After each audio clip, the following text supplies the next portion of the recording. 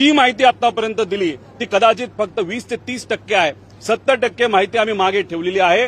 त्यामुळे जर तपास योग्य पद्धतीने होत नसेल आणि त्याच्यामध्ये जर काळबेरं झालं हे फार सरकारला महागात पडू शकतं। त्या बाबतीतलं मुख्यमंत्री साहेबांना एक पत्र मी तयार केलेलं आहे। आज दिवसभरात त्यांचा वेळ घेऊन ते पत्र व त्याच्याच बरोबर डिटेल रिपोर्ट पुराव्यासकट हे मुख्यमंत्री साहेबांना त्या ठिकाणी मी देईल। सगळेच विषय मुख्यमंत्री साहेबांच्या लेवलला सुटतील असं नाही, कारण का सीआयडी हे मुख्यमंत्री साहेबांच्या अंतर्गत विषय येत असतो। सीआयडीला महाराष्ट्रामध्ये तपास करता येतो, परवानगी तो इतर ठिकाणी सुद्धा करू शकतो, पण त्यांना एअरपोर्ट अथॉरिटीची परवानगी लागते, बऱ्याच काही गोष्टी लागतात। सीबीआयकडनं तपास केला जाईल असं ते सांगतात, पण सीबीआयच्या बाबतीत तपासला परवानगी देणारे जे होम मिनिस्टर साहेब अमित शहाजी आहेत त्यांना ऑलरेडी हे रिपोर्ट आम्ही पाठवलेले आहेत। तिथं असणारे सिव्हिल एव्हिएशन मंत्रालय यांना आम्ही रिपोर्ट तिथं पाठवलेले आहेत। त्याच्याचबरोबर जे डीजीसीए आहे त्यांना सुद्धा तिथं रिपोर्ट पाठवलेले आहेत।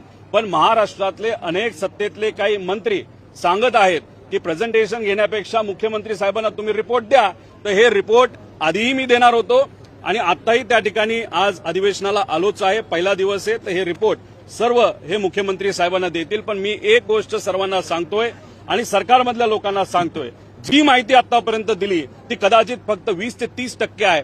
70% माहिती आम्ही मागे ठेवलेली आहे।